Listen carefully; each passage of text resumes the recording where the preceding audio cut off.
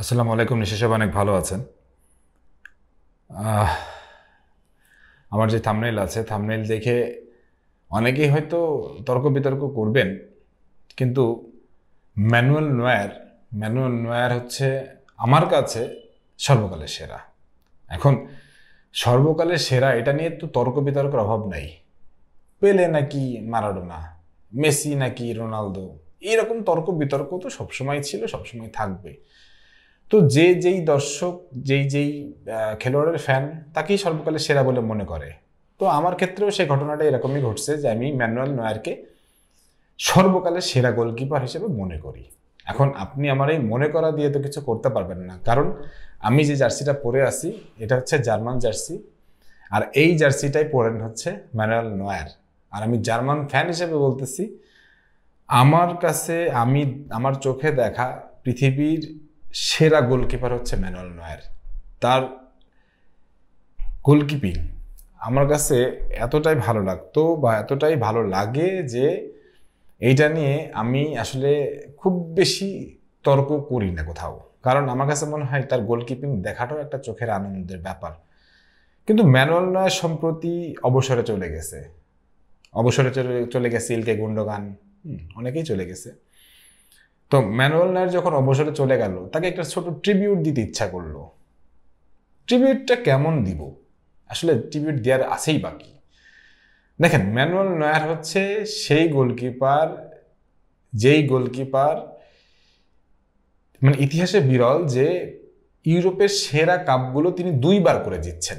প্রত্যেক গোলকিপার হয় একবার দুবার জিতছেন, কিন্তু উনি প্রত্যেকটা কাপ উনি দুইবার জিতছেন। যেমন উয়েফা চ্যাম্পিয়ন্স লিগ দুইবার জিতছেন, উয়েফা সুপার কাপ দুইবার জিতছেন, উয়েফা ক্লাব কাপ দুইবার জিতছেন। এই রেকর্ড, এই বিরল রেকর্ড কারো নাই। তারপরে তিনি একটানা 48 ম্যাচ অপরাজিত ছিলেন, এই বিরল রেকর্ডটা কারো নাই। তারপরে তিনি মানে তার জীবদ্দশায় যেসব ব্যক্তিগত অর্জন, সেসবগুলো তো আমি বাদই দিচ্ছি। তারপরে যদি আমি বলি ফিফা গোল্ডেন গ্লাভস 2014, সেটা ছিল দুর্দান্ত একটা ব্যাপার। এরকম অনেক কিছুই ছিল বা অনেক কিছুই আছে যেটা ম্যানুয়েল নয়ারকে সবার থেকে একটু আলাদাই করছে। আমরা তৎকালীন সময়ে সবচেয়ে সেরা গোলকিপার মনে করতাম হচ্ছে বুফনকে, কিন্তু বুফন তার একটা স্টেটমেন্টে স্বীকার করছিলেন যে তাদের সময়ে, বুফনদের সমসাময়িক সময়ে ম্যানুয়েল নয়ার ছিল সেরা গোলকিপার। বুফন যখন এই স্বীকার উক্তি দেন, তাহলে আপনাকে ধরে নিতেই হবে ম্যানুয়েল নয়ার সম্ভবত সেরাদের সেরাই ছিলেন। আর ম্যানুয়েল নয়ার সেই সময় সেরা ছিলেন যেই সময় ইকার ক্যাসিয়াস, জেনলুইজি বুফন, ম্যানুয়েল নয়ার এই টাইপের গোলকিপাররা রাজত্ব করছে। সেখান থেকে সেরাদের সেরা হয়ে ওঠাটা একদমই চারটিখানি কথা না। ম্যানুয়েল নয়ার তার জীবনে 752টা আন্তর্জাতিক ম্যাচ খেলছেন ক্লাব কাপ এবং ক্লাব কাপে, এবং তার ইন্টারন্যাশনাল ম্যাচগুলোতে ছিলই। ইন্টারন্যাশনালি তিনি বিশ্বকাপ জিতছেন, আন্ডার 21-এ ইউরোপিয়ান চ্যাম্পিয়নশিপ জিতছেন। আর যদি ক্লাব অর্জন বলি, সেগুলো তো অনন্য। Bundesliga জিতছেন 11বার, DFB Pokal জিতছেন, DFB super cup জিতছেন, whatever, অনেক অনেক অনেক অর্জন। এত শত অর্জনের পরেও তাকে নিয়ে কিন্তু প্রচুর সমালোচনা ছিল। সমালোচনাটা কি নিয়েছিল? সমালোচনাটা ছিল হচ্ছে বেসিক্যালি তিনি ছিলেন সুইপার কিপার। তার ক্লাব ক্যারিয়ারটা শুরু হয় হচ্ছে সেন্টার ডিফেন্ডার হিসাবে, কিন্তু তার গলার ভয়েস এত ভালো ছিল যে গোল লাইন থেকে তিনি এত ভালো লিড করতে পারতেন যে পরে তিনি গোলকিপিংয়ে চলে আসেন এবং তারপর থেকে তিনি গোলকিপার হয়ে যান।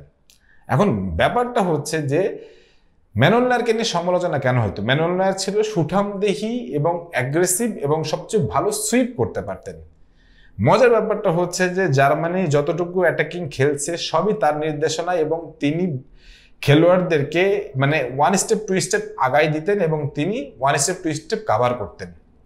দেখেন, গোলকিপিং লাইন থেকে ডিবক্স লাইন পর্যন্ত যে লাইনটা গ্যাপ থাকে, এই গ্যাপে তিনি সবসময়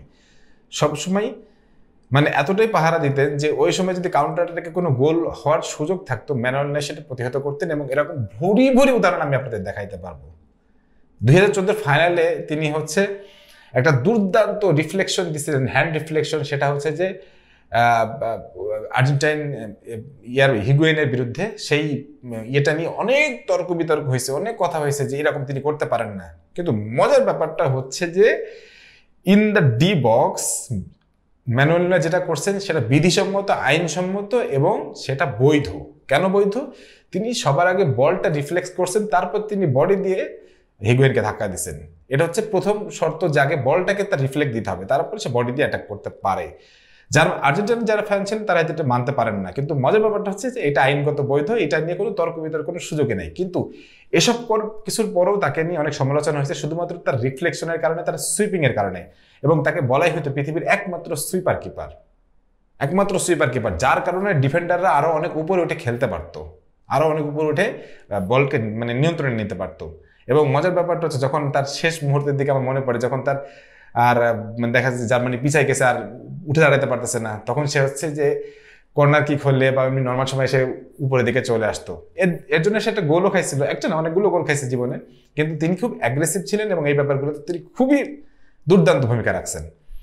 এই গোলকিপারের যদি আমি গল্প করতে যাই, অনেক গল্প, হাজার হাজার গল্প আমি করতে পারবো, কিন্তু আমি আজকে এই ট্রিবিউটটা করতেছি শুধুমাত্র এই কারণে, আমি আমার মনের প্রশস্তির জায়গা থেকে আমার কাছে মনে হয়েছে যে ম্যানুয়েল নয়্যার চলে যাচ্ছেন, খেলা ছেড়ে দিচ্ছেন ইন্টারন্যাশনাল, সেখানে তাকে নিয়ে 10টা কথা বলবো না, আমি এরকমটা ভাবতেই পারি না। কারণ ম্যানুয়েল নয়্যার ছিলেন আমার স্বপ্নের গোলকিপার।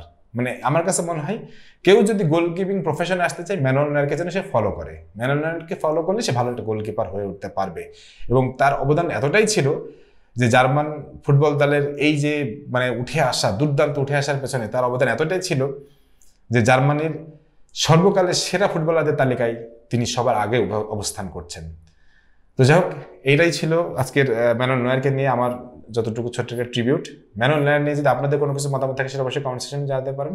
সবাই ভালো থাকেন, সুস্থ থাকেন, আল্লাহ হাফেজ।